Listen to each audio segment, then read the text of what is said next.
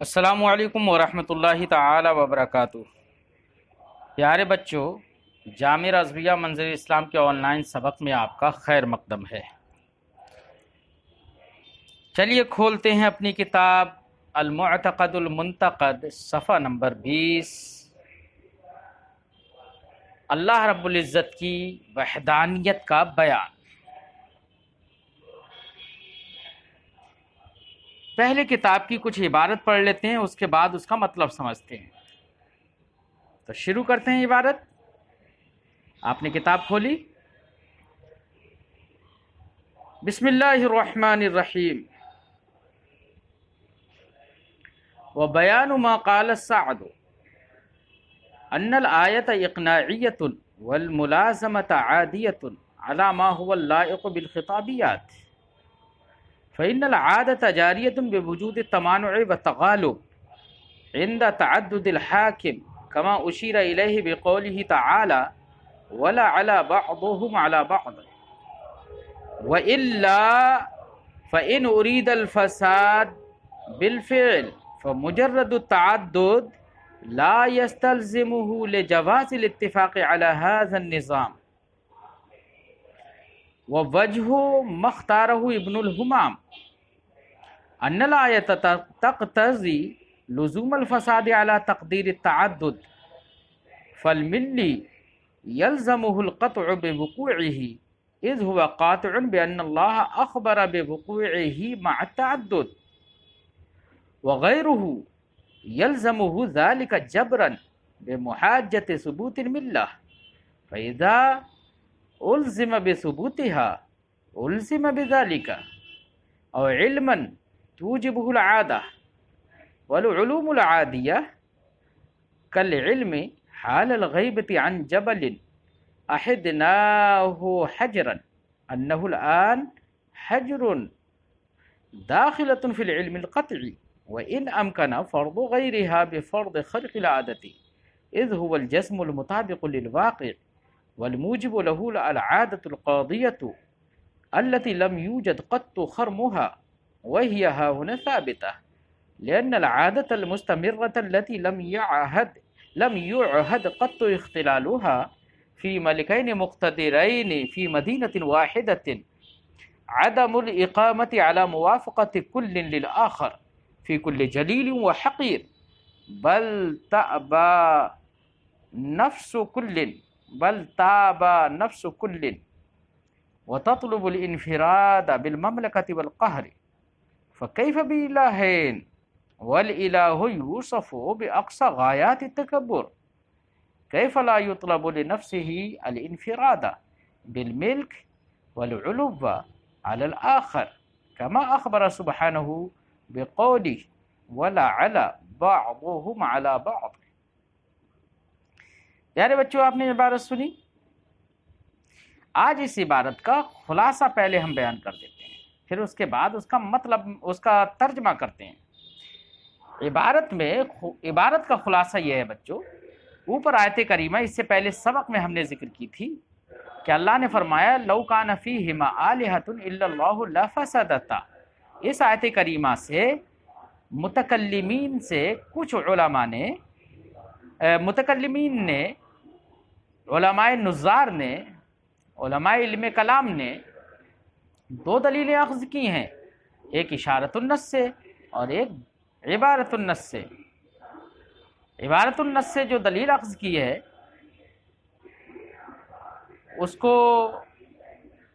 اس کے سلسلے میں اختلاف ہے۔ اشارت النص سے جو دلیل اخذ کی ہے اس سلسلے میں تو اتفاق ہے کہ برہان قطعی ہے، لیکن عبارت النص سے جو دلیل اخذ کی ہے اس میں اختلاف ہے۔ علامہ سعد الدین تفتازانی اور ان کے متبعین نے یہ کہا کہ عبارت النص سے ماخوذ جو دلیل ہے وہ دلیل اقناعی ہے۔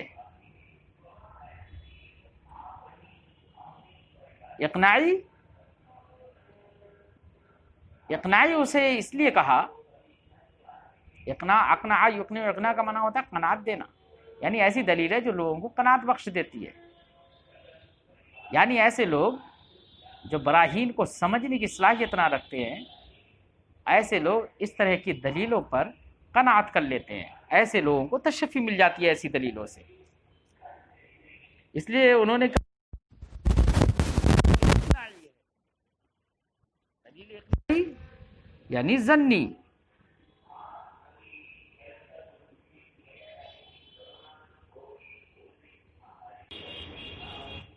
تو علامہ سعد الدین تفتزانی علیہ رحمت و رضوان اور ان کے موافقین و متبعین اس بات کے قائل ہیں کہ عبارت النص سے ماخوذ دلیل وہ دلیل اقناعی ہے، مفید ظن ہے، حجت قطعیہ نہیں ہے. اس کے برخلاف امام ابن الحمام، امام غزالی، امام قاضی بیضاوی وغیرہ اس کے قائل تھے کہ عبارت النص سے ماخوذ دلیل بھی حجت قطعیہ ہے. یہ اختلاف ہے. صاحب کتاب و بیان ما قال سعد سے پہلے علامہ سعد الدین تفتزانی کا نظریہ پیش کرتے ہیں کہ انہوں نے کہا کہ یہ حجت اقناعیہ ہے. انہوں نے شرح العقائد کے اندر عبارت جو پیش کی ہے وہ عبارت صاحب کتاب یہاں پر پیش کر رہے ہیں، جس عبارت سے یہ سمجھ میں آئے گا کہ علامہ سعد تفتزانی نے حجت اقناعیہ مانا. اس کو سمجھنے سے پہلے، علامہ سعد الدین تفتزانی کا قول پیش کرنے سے پہلے، ہم آپ کو آیت کریمہ کے بارے میں تھوڑی سی تمہیداً تھوڑی بات بیان کر دیتے ہیں.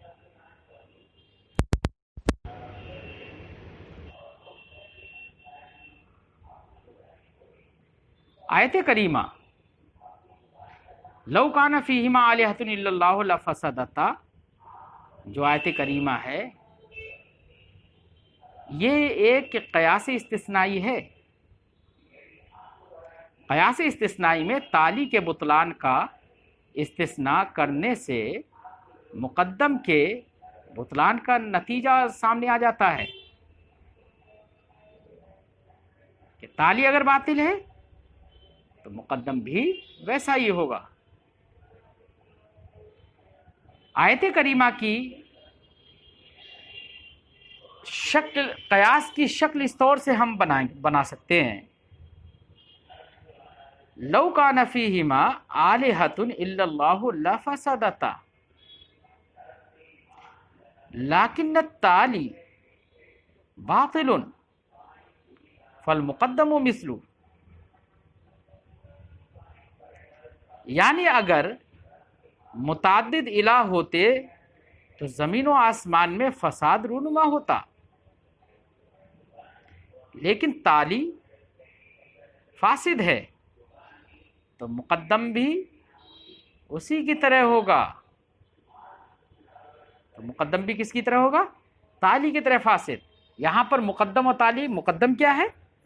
مقدم ہے تعدد الہ اور تالی ہے فساد، آسمان و زمین کا تباہ و برباد ہو جانا. یہ تالی فاسد ہے. دیکھیے تالی فاسد اس لیے ہے کہ پورے سارے آسمان و زمین، ساری کائنات سامنے موجود ہے، کوئی نظام درہم برہم نہیں ہے، تو تالی فاسد. تو مقدم بھی ویسا ہی ہے، یعنی تعدد الہ بھی باطل اور فاسد. یہ بات سمجھ میں آ گئی بچوں؟ تو آیت کریمہ جو ہے وہ ایک قیاس استثنائی ہے. اب مسئلہ یہ ہے کہ آیت کریمہ کو علامہ سعد الدین تفتزانی نے حجت اقناعیہ کہا اور ملازمہ عادیہ کہا. یعنی تعدد الہ اور فساد کے درمیان جو تلازم ہے، آیت کریمہ سے جو تلازم سمجھ میں آ رہا ہے، اس ملازمے کو انہوں نے کہا یہ ملازمہ عادیہ ہے، ملازمہ عقلیہ نہیں ہے. پیارے بچوں ایک بات ذہن میں رکھنا، دو چیزوں کے درمیان تلازم اگر عقلی ہوتا ہے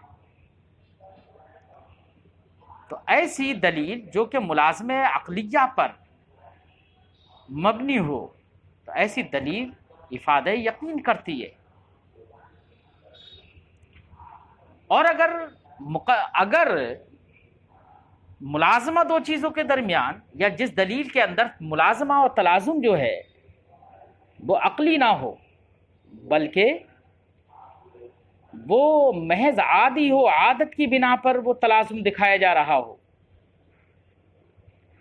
تو آپ اس سے پہلے پڑھ چکے ہیں حکم عادی کی تعریف میں کہ وہاں پر تخلف ممکن ہوتا ہے، اس کے خلاف کا امکان ہوتا ہے۔ اس لیے ایسے ملازمہ عادیہ پر جو دلیل مبنی ہوگی وہ دلیل مفید ظن ہوگی، مفید یقین نہیں ہوگی۔ تو علامہ سعد الدین تفتازانی نے تعدد الہ اور فساد کے مابین جو ملازمہ ہے اس ملازمہ کو عادیہ قرار دیا۔ عادیہ اس لیے قرار دیا، اس کی دلیل ابھی ہم بیان کریں گے۔ پہلے صاحب شرح عقائد نے جو کہا ہے علامہ سعد الدین تفتازانی، ان کی عبارت پہلے تھوڑی سی دیکھتے ہیں۔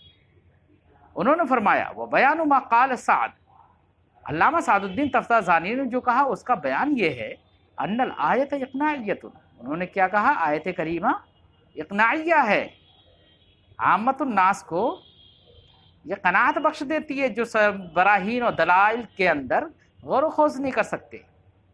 اور اس آیت کریمہ میں تعدد الہ اور فساد کے مابین جو ملازمہ ہے اس کے بارے میں فرمایا والملازمۃ عادیۃ، ملازمہ کیا ہے؟ یہ عادی ہے، عادت پر مبنی ہے، عادت کی بنا پر یہ تلازم بتایا گیا ہے۔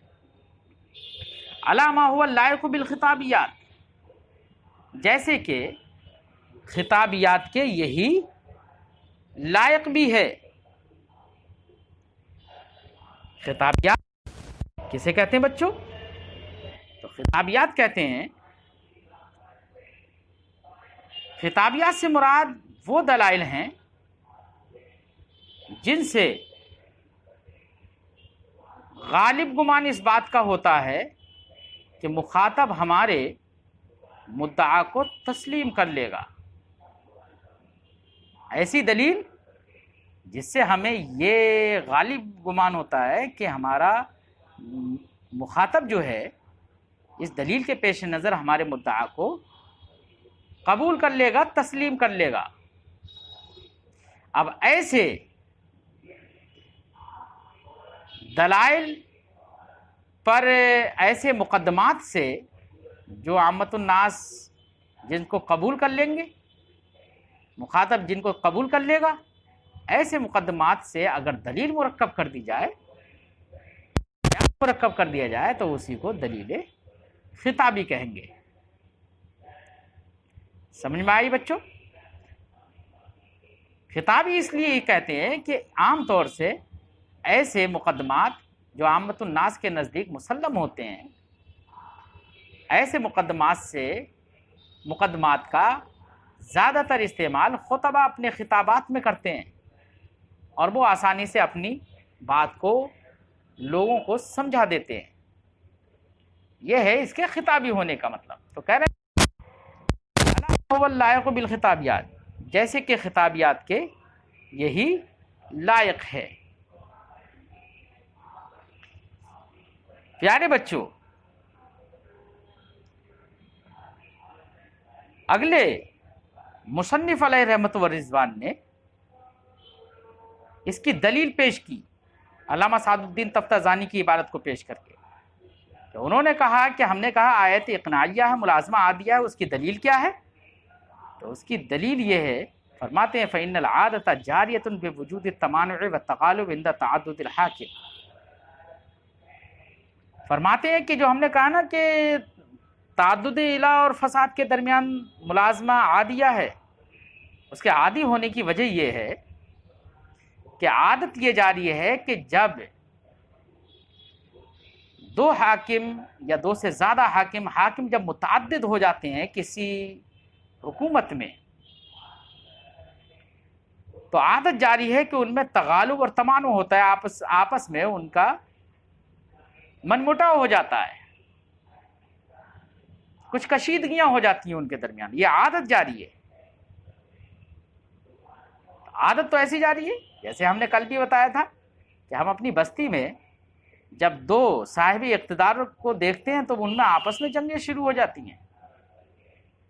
تو عادت تو یہی جاری ہے، اور جب عادت جاری ہے تو اسی کی بنا پر ہو جاتا ہے فساد. اور آیت کریمہ میں بھی تعدد الہ کی بنا پر جو فساد دکھایا گیا ہے وہ بھی اسی بنا پر، وہی اس سے بھی یہی سمجھ میں آتا ہے کہ تعدد الہ ہوگا، دو حکمراں ہوں گے تو ضرور فساد ہوگا، کیونکہ ان میں تغالب و تمانع ہے، اور یہ عادت جاری ہے، عادت کی بنا پر اس کو بیان کر دیا گیا ہے. تو در حقیقت آیت تعدد الہ کی بنا پر جو فساد ہے وہ در حقیقت کا جو حکم ہے وہ ہے.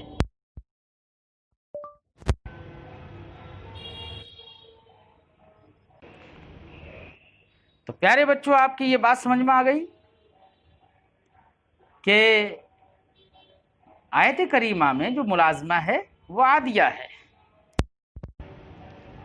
اسی کو صاحب کتاب نے فرمایا فَإِنَّ الْعَادَةَ جَارِيَةٌ، یہ علامہ سعد الدین تفتازانی کی ملازمہ عادیہ ہونے کی دلیل ہے، کیونکہ عادت جاری ہے تمانع اور تغالب کے وجود کی، کہ ایک دوسرے پر غالب آنا چاہتے ہیں، ایک دوسرے کو اس کے کام سے روکنا چاہتے ہیں.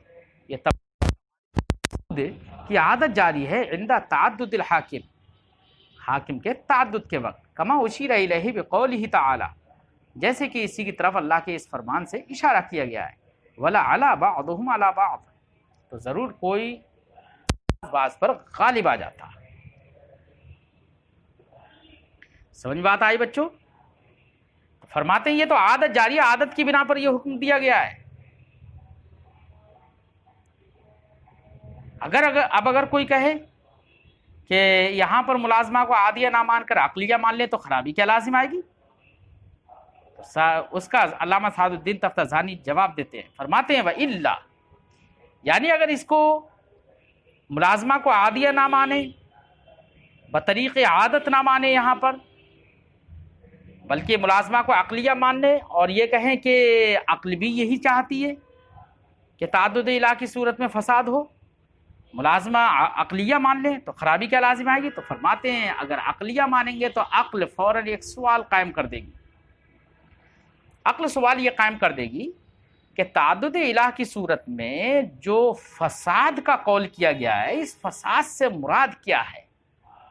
آیا کہ فساد بالفعل مراد ہے یا فساد بالامکان؟ اگر فساد بالفعل مراد ہے تو ہمیں یہ تسلیم نہیں. کیوں؟ اس لیے کہ تعدد الہ کی صورت میں فساد بالفعل ہو، یہ ہمیں تسلیم نہیں. اس لیے کہ یہ بھی تو ہو سکتا ہے کہ تعدد الہ ہوں اور فساد نہ ہو، وہیں طور کہ دونوں اتفاق کر لیں، اتفاق ممکن ہے.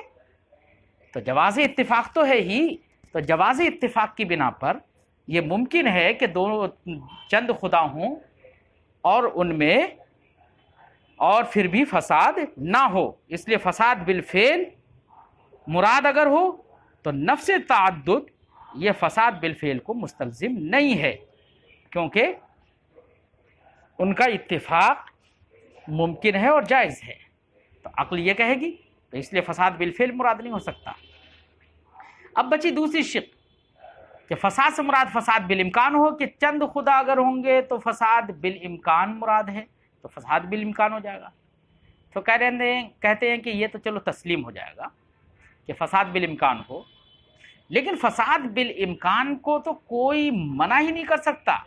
فساد بالامکان تعدد الہ کی صورت میں فساد بالامکان ہے، اگر تعدد الہ نہیں بھی ہو تب بھی فساد بالامکان ہے. کیسے؟ اس لیے کہ قرآن خود اس فساد کی جانب اشارہ فرماتا ہے. بالفعل اگرچہ فساد نہیں ہے آسمان و زمین میں، لیکن بالامکان ہے کہ بعد میں ان میں فساد واقع ہو جائے گا، اس کا امکان ہے. اللہ پاک ارشاد فرماتا ہے یوم نطوی السماء کطی السجل للکتب، جس دن ہم آسمان کو ایسے لپیٹ دیں گے جیسے کہ کوئی کاتب اپنے کتابت کے کاغذوں کو لپیٹ لیتا ہے. دیکھو فساد بالامکان تو اب بھی ہے، چاہے تعدد حالانکہ نہیں ہے، عدم تعدد کی صورت میں بھی فساد بالامکان ہے. ایسی آیت کریمہ کے بارے میں فرمایا گیا کلا اذا دکت الارض دکن دکا. دیکھیے فساد سے مراد اگر فساد بالامکان ہے تو وہ تعدد ہی پر موقوف نہیں ہے، بنا تعدد کے بھی ممکن، تو تعدد کی صورت میں اگر ممکن ہے تو اس میں حرج کی بات کیا، اس سے کوئی انکار نہیں کر سکتا. لہذا فساد بالامکان اگر مراد لیں تو تعدد الہ کی صورت میں فساد بالامکان ہو تو اس کا کوئی منکر نہیں. اور اگر فساد سے مراد فساد بالفعل لیں تو فساد بالفعل لازم نہیں آتا، مستلزم نہیں ہے اس کو یہ تعدد، اس لیے ملازمہ عقلیہ نہیں ہو سکتا. یہ ملازمہ صرف ملازمہ عادیہ ہے، اس لیے یہ حجت اقناعیہ ہوگی، حجت قطعیہ نہیں ہوگی. جب ملازمہ عادیہ ہے تو یہ ایسی دلیل افادہ ظن کرے گی صرف. بات سمجھ میں آ گئی بچوں؟ علامہ امام ابن الحمام نے اور امام غزالی نے، قاضی بیضاوی وغیرہ نے یہ فرمایا کہ عبارت النص سے ماخوذ دلیل بھی حجت قطعیہ ہے. انہوں نے اس کو اقناعیہ نہیں مانا. ان کے قطعیہ ہونے کی وجہ کیا ہے؟ تو ان کی بات کا خلاصہ یہ ہے بچوں، وہ کہتے ہیں دیکھیے آیت کریمہ میں یہ تو کہا گیا ہے کہ چند اگر خدا ہوں گے تو فساد ہو جائے گا. تو آیت کریمہ تعدد الہ کی تقدیر پر فساد کی مقتضی ہے. کس کی مقتضی ہے؟ فساد کی. اچھا یہ آیت کریمہ ہے کس کی؟ قرآن پاک کا ٹکڑا ہے نا.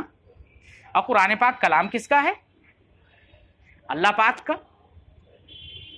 اور اللہ پاک کا ہے تو اللہ پاک کا کلام، تو ایک مسلمان تو فوراً یہ کہے گا کہ اللہ پاک نے اپنے کلام میں جو خبر دی ہے ہم اس کا یقین کرتے ہیں.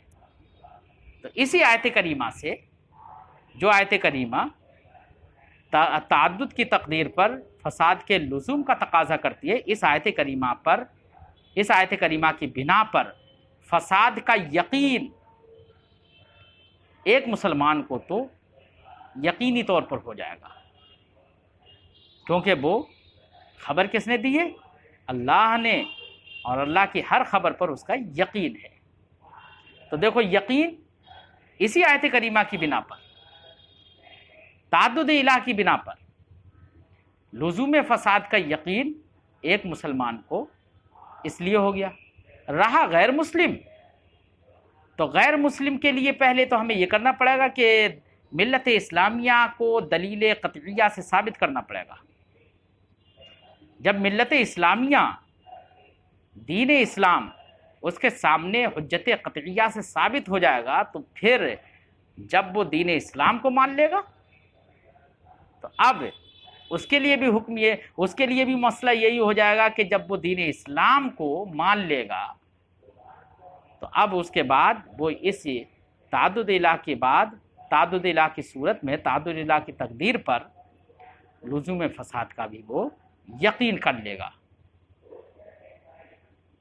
تو اس کو منوانا جبرن ہو گیا کہ پہلے اس کے سامنے مذہب اسلام کو حجت قطعیہ سے ثابت کر دیا، اور جب اس نے وہ مان لیا تو اب مجبوراً وہ خود بخود تعدد الہ کی صورت میں لزوم فساد کا یقین کرے گا. بات سمجھ میں آ گئی بچوں؟ تو اس طریقے سے آیت کریمہ سے تعدد الہ کی صورت میں لزوم فساد کا یقین ہو رہا ہے. جب یقین ہو رہا ہے تو آیت کریمہ مفید یقین ہو گئی. جب مفید یقین ہوئی تو حجت قطعیہ ہوگی، حجت اقناعیہ نہیں ہوگی. یہ امام ابن حمام کا کہنا ہے. اسی کو صاحب کتاب نے فرمایا ووجہ مختارہ ابن الحمام. امام ابن الحمام نے جو اختیار کیا اس کی وجہ یہ ہے ان الآیت تقتضی لزوم الفساد علی تقدیر التعدد، کہ یہ آیت کریمہ تعدد کی تقدیر پر فساد کے لزوم کا تقاضا کرتی ہے. فالملی یلزمہ القطع بوقوعہ، تو ایک مسلمان مذہب ملت اسلامیہ کا ماننے والا، اس کو تو لزوم فساد کا یقین کرنا لازم ہے. کیوں؟ اذ ہوا قاطع، کیونکہ وہ تو اس بات کا یقین کرتا ہے بان اللہ اخبرہ بوقوعہ مع التعدد، کہ اللہ رب العزت نے وقوع فساد کی خبر دی ہے تعدد الہ کی تقدیر پر، تو اس کا یقین کرے گا، اسے تو یقین حاصل ہو گیا اسی آیت کریمہ سے۔ وغیرہ، اور رہا غیر ملی، یلزمہ جبرن، تو وہ مجبوراً لزوم فساد کا یقین کر لے گا تعدد الہ کی تقدیر پر۔ جبرن کیسے؟ بمحاجت ثبوت الملہ، کہ ملت اور مذہب اور دین کے ثبوت پر دلیل قطعی قائم کرنے کے ذریعے سے۔ فَإِذَا أُلزِمَ بِثُبُوتِهَا، تو جب ملت کا ثبوت اس پر لازم ہو جائے گا، اس کے سامنے ملت کا ثبوت ہو جائے گا، جب ملت کے ثبوت کو وہ اقراری ہو جائے گا، أُلزِمَ بِذَلِكَ، تو اب وہ وقوع فساد کا بھی یقین کر لے گا، اس پر یہ بات بھی لازم ہو جائے گی۔ ایک تو یہ وجہ بتا دی کہ آیت کریمہ حجت قطعیہ ہے، کیونکہ وہ مفید یقین ہے، ملی کے لیے بھی اور غیر ملی کے لیے بھی۔ اور دوسری بات امام ابن حمام نے وہ یہ پیش کی کہ چلیے آیت کریمہ میں ملازمہ عادیہ ہی مان لیتے ہیں۔ کیا مان لیتے ہیں؟ ملازمہ عادیہ مان لیتے ہیں کہ عادت کی بنا پر حکم دیا گیا ہے کہ تعدد کی صورت میں فساد لازم آئے گا۔ لزوم فساد کا قول تعدد کی صورت میں جو ہے وہ عادت ہی کی بنا پر مان لیتے ہیں، لیکن امام ابن حمام فرماتے ہیں کہ دلیل عادی سے، یعنی وہ دلیل جس کے اندر ملازمہ عادیہ ہو، وہ دلیل بھی مفید یقین ہوگی۔ علوم عادیہ جو ہوتے ہیں وہ بھی علم قطعی میں داخل ہوتے ہیں۔ وہ کیوں؟ وہ اس لیے، وہ کہتے ہیں کہ دیکھیے عادت جاری ہے، کبھی کبھی جس کو عادت قاضیہ کہتے ہیں، جس عادت کے خلاف کچھ نہیں پایا جاتا ہے اس کو عادت قاضیہ کہتے ہیں۔ کیا کہتے ہیں؟ عادت قاضیہ۔ وہ کہتے ہیں کہ دیکھیے بہت سارے معاملات میں عادت جاری ہے کہ جیسا ہم نے اسے دیکھا تو عادت ہماری یہی جاری ہے کہ ہم اس کو ویسا ہی جانتے ہیں۔ مثال کے طور پر بہت سال پہلے ہم نے کوئی پہاڑ دیکھا اور دیکھنے کے بعد ہم اس سے دور ہو گئے، اپنے گھر چلے آئے۔ اب ہمارے لیے وہ پہاڑ حال غیبت میں ہے۔ ہم نے دیکھا تھا پہلے کہ وہ پتھر کا تھا، تو اب یہ عادت جاری ہے آج بھی نا، کہ جو 100 سال پہلے ہم نے پتھر کا دیکھا تھا، آج بھی ہمیں اس کے بارے میں یہی یقین ہوتا ہے کہ وہ پتھر کا ہوگا۔ عادت جاری ہے ایسی کہ جو جیسا دیکھا تھا ویسا ہی یقین کیا جاتا ہے، اس کے خلاف نہیں سمجھا جاتا ہے۔ اگرچہ امکان تو یہ بھی ہے نا کہ خلاف عادت کے طور پر وہ پہاڑ پتھر کا نہ سونے کا ہو گیا ہو، امکان تو یہ بھی رہے گا، لیکن یہ نفس امکان کا رہنا، یہ اس کے پتھر ہونے کا جو ہمیں یقین ہے اس میں مخل نہیں ہوگا۔ تو دیکھو عادت جاری ہے، تو علوم عادیہ بھی علم قطعی میں داخل ہے، یہ لوگ امام ابن حمام کہتے ہیں۔ اس لیے بالکل اسی طریقے سے آیت کریمہ میں بھی کہا گیا کہ تعدد الہ کی صورت میں فساد ہوتا ہے، یہ عادت جاری ہے، اور اس عادت کے جریان کی وجہ سے یہ یقین ہو گیا ہے کہ تعدد کی صورت میں فساد ہوتا ہے۔ اب ہمیں یقین ہے، عادت کی بنا پر بھی یقین ہو گیا ہے کہ ایسا ہی ہوتا ہے، اگرچہ اس کے خلاف بھی ممکن ہے کہ ہو سکتا ہے اتفاق بھی کر لے، لیکن نفس امکان یہ اس یقین میں مخل اور مضر نہیں ہوگا۔ اسی کو صاحب کتاب فرماتے ہیں والعلوم العادیہ، یہ گویا کہ دوسری دلیل ہے اس بات کی کہ ہم پہلے یہ مان لیتے ہیں کہ چلیے ملازمہ عادیہ ہے، اور یہ دلیل عادی ہوئی، اور اس سے علم حاصل جو ہو رہا ہے، یقین حاصل ہو رہا ہے، وہ عادت کی بنا پر حاصل ہو رہا ہے، لیکن تب بھی یہ علم قطعی ہے، اس کو حجت قطعیہ ہی کہیں گے، کیونکہ وہ مفید یقین ہے۔ کیوں؟ اس کی وجہ بتا رہے ہیں والعلوم العادیہ، اور علوم عادیہ، مثال کے طور پر علوم عادیہ کی ایک مثال دے رہے ہیں، جیسے کہ کالعلم حال الغیبت عن جبل، کسی علم کا، کسی پہاڑ کا حال غیبت میں علم، عہد نہ ہو جس پہاڑ کو ہم نے پتھر دیکھا تھا، کہ وہ پتھر کا تھا تو اس کا ہمیں حال غیبت میں علم کیا ہوتا ہے؟ انہ الآن حجر، کہ وہ اس وقت بھی کیا ہے؟ پتھر ہے، یا پتھر ہوگا، اس بات کا یقین ہوتا ہے۔ تو یہ علم عادی ہوا، اور علوم عادیہ داخلۃ فی العلم القطعی، کس میں داخل ہوتے ہیں؟ علم قطعی میں۔ وَإِنْ أَمْكَنَ فَرْضُ غَيْرِهَا، اگرچہ اس کے غیر کا فرض کرنا بھی ممکن ہے خرق عادت کے فرض کرنے کے طریقے پر، کہ یہ ممکن ہے کہ ہو سکتا ہے اب وہ پہاڑ مطلب پتھر کا نہ رہا ہو، خلاف عادت کے طور پر وہ سونے کا ہو گیا ہو، یہ بھی اگرچہ ممکن ہے، لیکن پھر بھی یہ علوم عادیہ علم قطعی میں داخل ہے۔ یہاں پر جزم اور یقین ہوتا ہے، کیوں؟ اس لیے کہ اس عادت کی بنا پر بھی جو علم ہمیں حاصل ہوا وہ علم ایسا ہے، اذ هو الجزم المطابق للواقع، وہ ایسا علم ہے جو جزم ہے، یقین ہے، مطابق للواقع ہے، ثابت ہے۔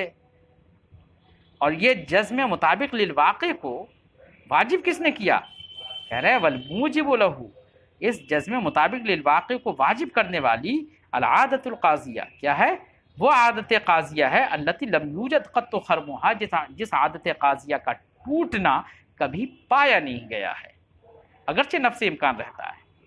وہی ہونا ثابتہ، اس آیت کریمہ میں تعدد الہ کی صورت میں جو فساد کا قول ہے وہ عادت قاضیہ یہاں پر بھی موجود ہے، کہ جب دو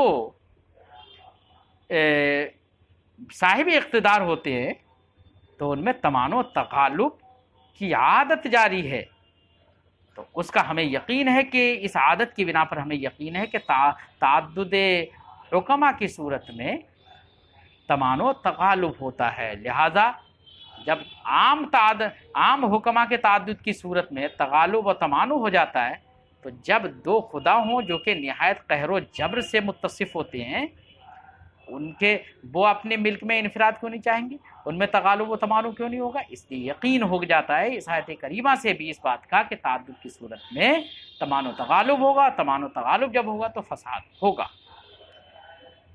اسی کو فرماتے ہیں وہی ہاہنا ثابتہ، یہ عادت قاضیہ جس کا ٹوٹنا کبھی نہیں پائے گا وہ یہاں پر ثابت ہے، لأن العادت المستمرۃ التي لم يعهد قط اختلالها، کیونکہ وہ عادت مستمرہ جس کا ٹوٹنا کبھی معہود نہیں، دیکھا نہیں گیا، فی ملکین مقتدرین فی مدینۃ واحدہ، کسی ایک شہر میں دو صاحب اقتدار شہنشاہوں کے اندر جن کا ٹوٹنا نہیں دیکھا گیا، عدم الاقامت علی موافقت کل للآخر، وہ عادت مستمرہ یہ ہے کہ ان میں سے کوئی ایک دوسرے کی موافقت پر قائم نہیں رہتا ہے، فی کل جلیل و حقیر، ہر چھوٹی بڑی چیز میں، یعنی کوئی ایک دوسرے کی موافقت نہیں کرتا ہے، یہی عادت مستمرہ ہے۔ بل تابع نفس کل، بلکہ دونوں حاکموں میں سے ہر ایک کی ذات دوسرے کا انکار کرتی ہے، اور وتطلب الانفراد، اور اپنی مملکت اور قہر و جبر میں انفراد کی طالب ہوتی ہے۔ تو جب عام دو حاکموں کے درمیان یہ معاملہ ہے فکیف بِالٰہین، تو کیا معاملہ ہوگا دو خداؤں کے مابین؟ جبکہ والالہ یوسف باقصی غایات تکبر، جبکہ الہ تو اپنی بڑائی، تکبر، قہر و جبر کی انتہا درجے کے اوصاف سے موصوف ہوتا ہے۔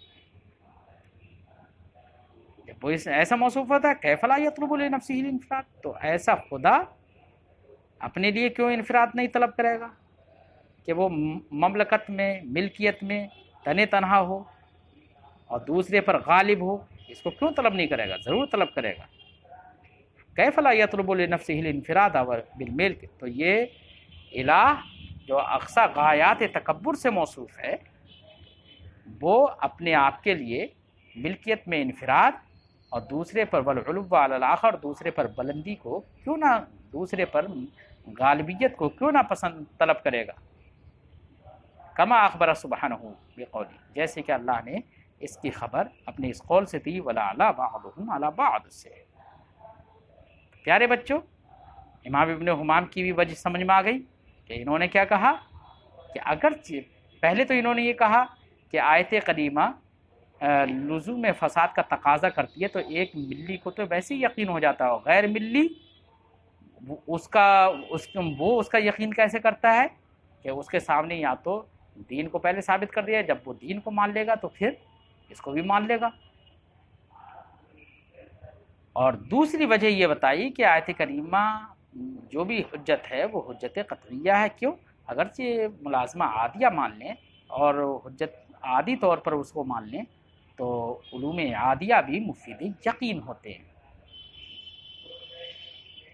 جیسے کہ مثالیں تھی۔ پیارے بچوں، آج کی گفتگو یہاں پر ختم ہوئی۔ اگلے ھذا اذا تأملوا، یہاں سے صاحب کتاب امام ابن حمام کی جانب سے اور امام غزالی اور قاضی بیضاوی وغیرہ کی جانب سے کچھ عبارت پیش کرتے ہیں جس سے اس کی تائید کریں گے، اس پر زور دیں گے کہ علوم عادیہ بھی مفید یقین ہوتے ہیں، اگرچہ وہاں پر خلاف کا ہونا بھی ممکن ہوتا ہے۔ تو آج کی گفتگو یہیں پر ختم کرتے ہیں بچوں۔ السلام علیکم ورحمۃ اللہ تعالیٰ وبرکاتہ۔